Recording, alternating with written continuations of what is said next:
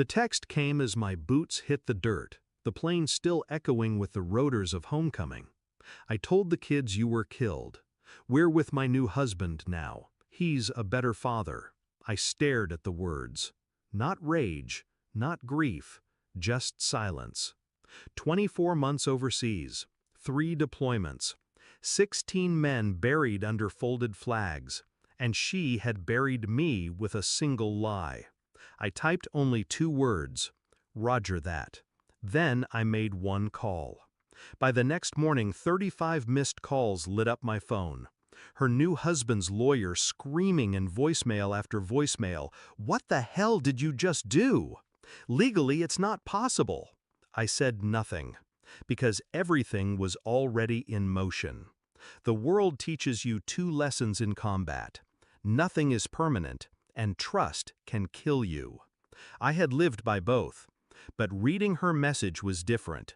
She didn't just leave me, she killed me. On paper, in the minds of my children. She stripped me of fatherhood, rewrote history, and replaced me with a stranger. I replayed her words over and over. Better father. Better at what? Reading bedtime stories he hadn't earned?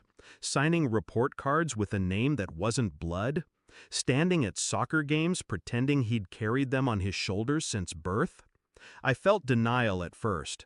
Maybe it was a mistake. Maybe she panicked.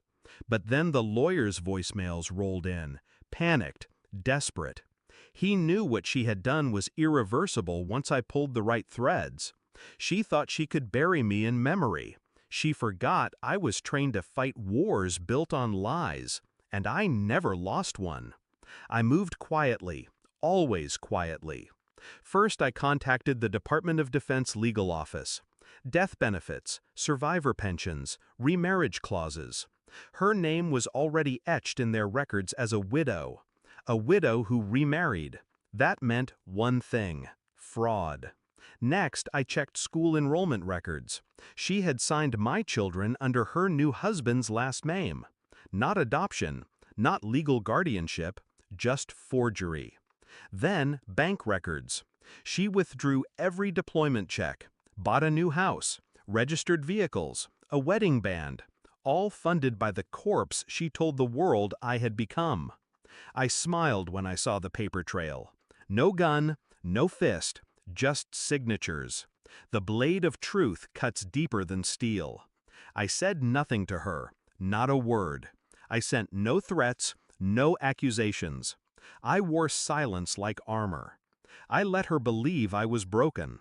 But in silence, I gathered, and in gathering, I built the trap. When the lawyer's 36th call came, I answered. His voice was raw. "You can't undo a death certificate. You can't—" "I didn't," I said calmly. "I proved it false." Silence on his end. I could hear him breathing, hear the moment his world buckled. I sent everything to the fraud division, I continued. Marriage license, bank withdrawals, school records, federal benefits. She'll face them before she faces me. He whispered something, panic disguised as reason. But reason doesn't survive truth. That night, she called me. Her voice cracked. "Why are you doing this?" "You killed me," I said, my tone steady, cold. "Now you live with the ghost you created." The line went quiet. I didn't need her answer. 2 weeks later, I stood outside the courthouse.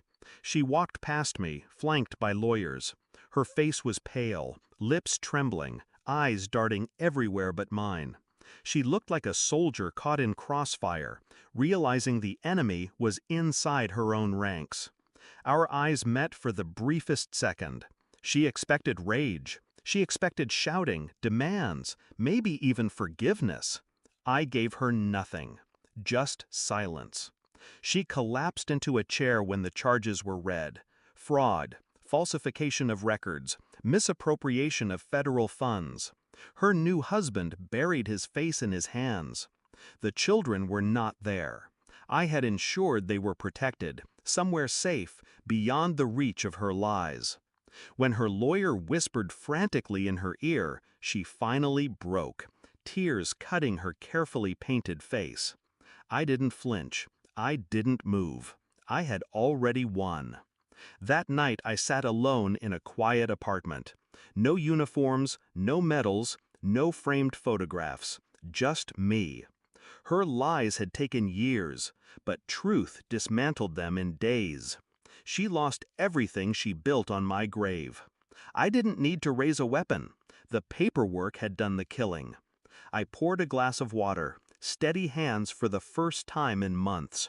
She would wake tomorrow trapped in the life she chose. A liar stripped bare. A widow who remarried a ghost. And I was alive again. Not because she spared me, but because I refused to stay buried.